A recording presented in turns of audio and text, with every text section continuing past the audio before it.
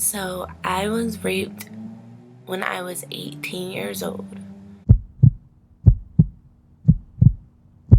Hey everybody, it's Nikki here, and today I will be talking about my rape story. I'm speaking on this now. I've never made a video about this before because I was very uncomfortable talking about it, and I was still going through I guess the phases where I wasn't sure I ever wanted to speak on it. Well, I came out with a book about being raped and how it affected me, and I feel the need to now speak up because I didn't speak up before. And to me now, silence is no longer an option, so I'm going to vocalize about it for the people that are in the same position that I used to be in, and that was too afraid to say anything. And I named my book How to Heal a Paper Cut because, well, if you think about it, paper cuts are really small and they hurt a whole lot. You could point it out to somebody and be like, oh, look at this cut on my finger, it hurts so much, and they might be like, what cut? I don't see anything. But you feel it, and you feel how painful it is. When I was sexually assaulted, I felt like I had all this pain in me that nobody else can see, and it was invisible to the world, but for me it was very, very real. So I wrote a book about my experience of being a rape victim and how I turned my life around to be a sexual assault survivor, and how I would like to help women, men, whoever has experienced any sort of abuse before. I would like to help them overcome that situation. It was hard for me. For years I struggled with depression. For years I felt unworthy, and I had low self-esteem for myself. For years I didn't recognize who I was.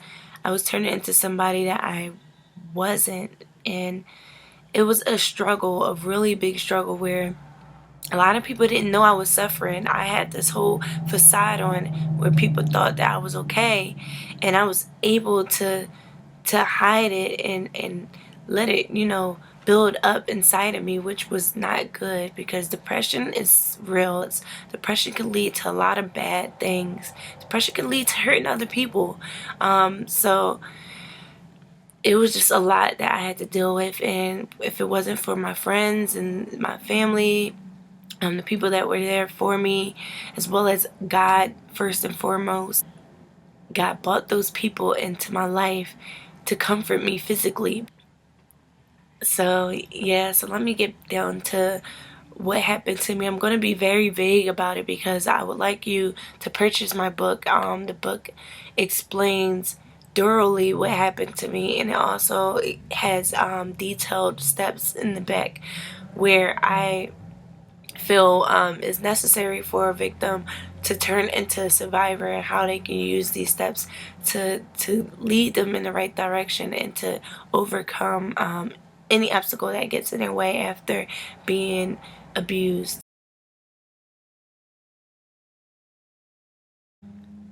It was 2 weeks into my freshman year in college, and a time that's supposed to be so fun, so exciting, had turned into a time that was miserable for me, and I was really depressed after what happened to me. So basically, my friends and I, we were very, very trusting of people that we just met, and we had drink with a lot of different people. Often within those 2 weeks, we would, host little gatherings at our off-campus house and just drink with people. We never thought anything bad could happen to us, so honestly, for us, it was just all fun. So this one particular night, after meeting some guy a couple days before this night, he gave my number out to some other guy that I never had met at all. And this guy had hit me up, and I didn't know what he looked like. I didn't know anything about him. But he hit me up and was telling me how he wanted to drink with us. And he was going to bring the other guy that I did know, but I didn't know him that well either because I've only met him once. So I didn't feel like okay with it, really. I was uneasy about it. But my friends wanted to really drink, so we were underage. We couldn't buy bottles on our own. So we decided, okay, let's just, enjoy the night. So when we got back home, I let the guy know. He came over. It was a lot of things that we didn't really pay attention to that we should have that night. Like the guys coming over with the bottle that was already open. Anything could have happened. They could have tampered with it, which we do believe they did. It was a moment where I left my drink and I went into the kitchen and got some juice to pour into my drink. It could have been, my drink could have been messed with then. I don't know. But all I know is that that night I didn't have that much to drink, but I somehow ended up passing out. And we speculate to this day that they drugged us because the way we felt from having a little bit of our alcohol. I can't speak for my friends, but I do recall not having that much to drink that night. So after passing out, I do remember waking up, struggling to wake up because I couldn't understand why I was so exhausted and why it just didn't make sense to me, because in my head I'm like, I didn't have that much to drink. Is this like, can you get drunk off of that, off of 3 gulps? I can't say that I've ever been super drunk before that night. I was still new to drinking, so I can't really say that I knew really how being drunk felt. But I knew that I had to consume more liquor than I did, and I didn't consume that much liquor, so I was really confused.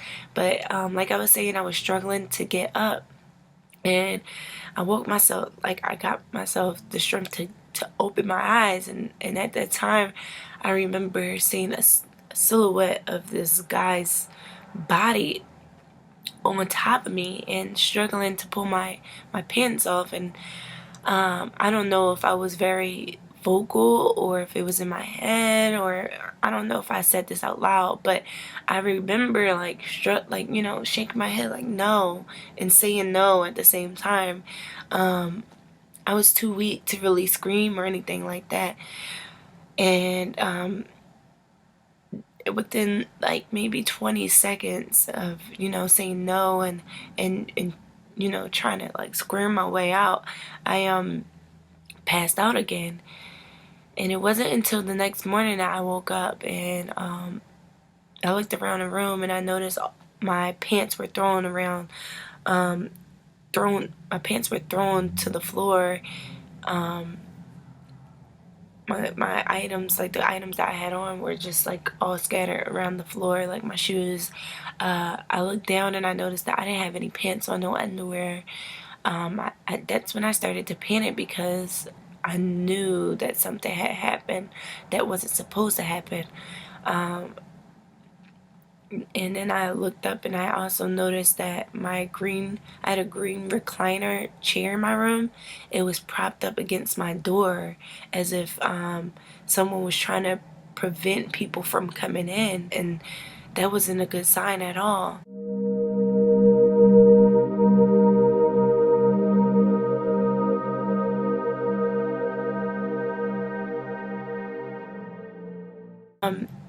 God got me through it, and God can get you through it as well. And He can provide all the things that you need to get through. And if it wasn't for God, honestly, I wouldn't have written this book. I wouldn't have been able to produce this on my own because I wasn't strong enough. So thank you so much for watching, and I hope that you, if you have any questions or any comments that you would like to add, just hit me up and I'll definitely take the time out to respond. Thank you.